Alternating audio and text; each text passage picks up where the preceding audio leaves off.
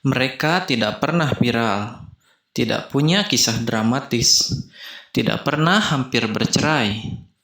Tapi suatu hari mereka sadar, kebahagiaan mereka nyaris hilang karena dianggap terlalu biasa.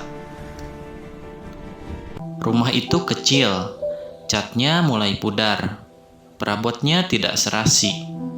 Tapi setiap pagi ada suara air di dapur, ada nasi hangat, ada 2 orang yang tahu tugasnya masing-masing.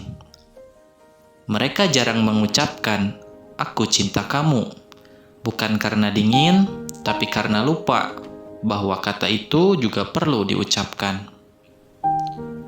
Suaminya bekerja seperti biasa, tidak mengejar mimpi besar, hanya ingin cukup. Istrinya mengurus rumah dengan tenang, tidak menuntut lebih, hanya ingin hadir. Mereka tertawa, makan bersama, tidur berdampingan, dan mengira semua itu akan selalu ada. Suatu hari, seorang teman berkata pada suaminya, "Rumah tanggamu kok biasa banget?" Dia tertawa, tapi malam itu kalimat itu tertinggal di kepalanya.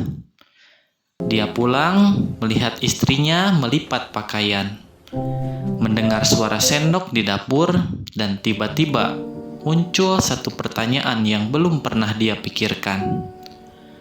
Kalau semua ini hilang, apakah aku baru sadar nilainya? Malam itu, dia duduk lebih lama. Bukan karena ada masalah, justru karena tidak ada masalah.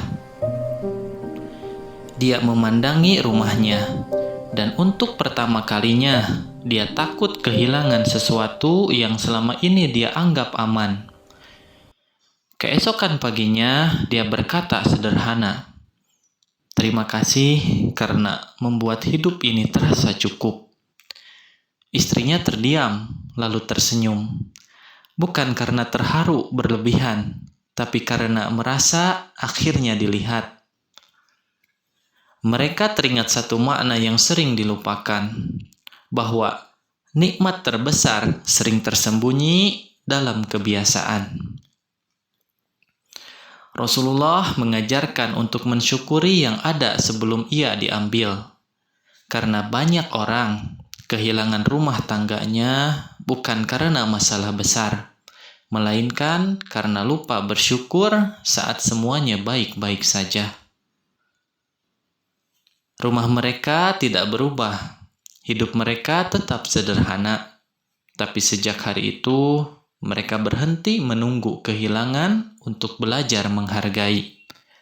Karena kebahagiaan sejati bukan yang membuat orang iri, melainkan yang tetap utuh meski tidak pernah dipamerkan.